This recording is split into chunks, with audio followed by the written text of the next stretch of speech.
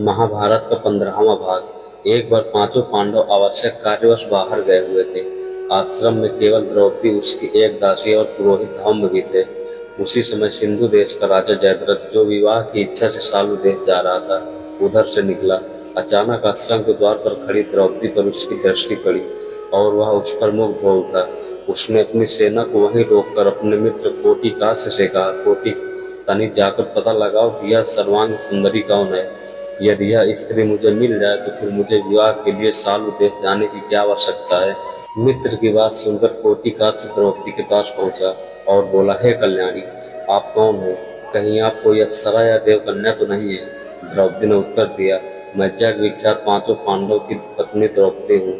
मेरे पति अभी आने ही वाले हैं, अतः आप लोग उनका आतिथ्य सेवा स्वीकार करके यहाँ से प्रस्थान करें। आप लोगों से प्रार्थना है कि उनके आने तक आप लोग कुटी के बाहर विश्राम करें। मैं आप लोगों के भोजन का प्रबंध करती हूँ। कोटिकास ने जयद्रथ के पास जाकर द्रौपदी का परिचय दिया।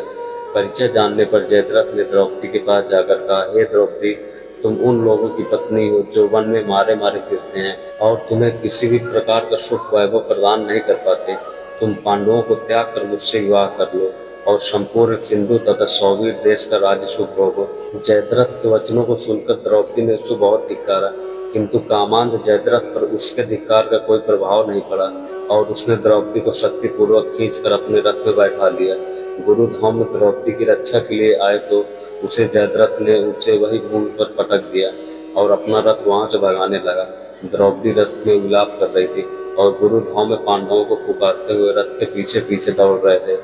कुछ समय पश्चात जब पांडवगण वापस लौटे तो रोते कलपते दासी ने उन्हें सारा वृतांत कह सुनाया। सब कुछ जानने पर पांडवों ने जयद्रथ का पीछा किया और शीघ्र ही उसकी सेना सहित उसे घेर लिया। दोनों पक्षों में घोर युद्ध होने लगा। पांडवों के पराक्रम से जयद्रथ के सब भाई और कोटिकास से मारे गए तथा उसकी सेना रणभूमि छोड़कर भाग निकली। सहदेव ने द्रौपदी सहित जयद्रथ के रथ पर अधिकार जमा लिया। जयद्रथ अपनी सेना को भागती देखकर स्वयं भी पैदल ही भागने लगा। सहदेव को छोड़कर शेष पांडव भागते हुए जयद्रथ का पीछा करने लगे।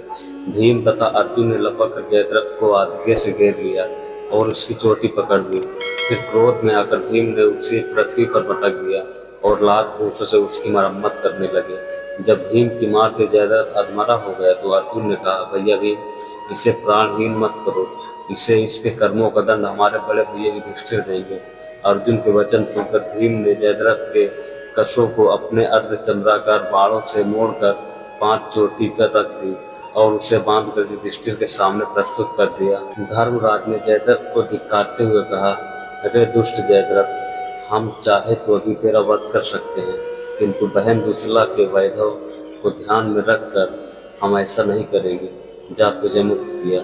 यह सुनकर जयद्रथ कांतिहीन और लज्जा से सिर झुकाए वहां से चला गया। वहां से वन में जाकर जयद्रथ ने भगवान शंकर की घोर तपस्या की। उसकी तपस्या से प्रसन्न होकर शंकर जी ने उसे वर मांगने के लिए कहा। इस पर जयद्रथ बोला, भगवान, मैं युद्ध में पांचों पांडवों पर विजय प्राप्त करने का वर मांगता हूँ। इस पर भगवान शंकर ने अपनी असमर्थता प्रकट करते हुए जयद्रथ से कहा, हे जयद्रथ, पांडव अजय हैं और ऐसा होना संभव है। श्री कृष्ण नारायण के और अर्जुन नर के अवतार हैं। मैं अर्जुन को त्रिलोक विजय प्राप्त करने का वर एवं पशुपत्यास्त्र पहले ही प्रदान कर चुका हूँ। हाँ, तुम अर्जुन की अनुपस्थित में एक बार शेष पांडवों को अवश्य पीछे हटा सकते हो। इतना कहकर भगवान शंकर वहां से अंतर ध्यान हो गए और मंद बुद्धि जयद्रथ भी अपने राज्य में वापस लौट आया। तो दोस्तों, ये कथा आपको कैसी लगी है कमेंट्स करके जरूर बताना। अगली कथा को सुनने के लिए या अगले भाग को सुनने के लिए हमारे चैनल को सब्सक्राइब कर लेना और साथ ही साथ बेल आइकन को प्रेस कर देना, ताकि जब भी हम वीडियो डालें उसका नोटिफिकेशन सबसे पहले आप तक पहुंचे। तो दोस्तों, फिर से मिलते हैं नए वीडियो के साथ।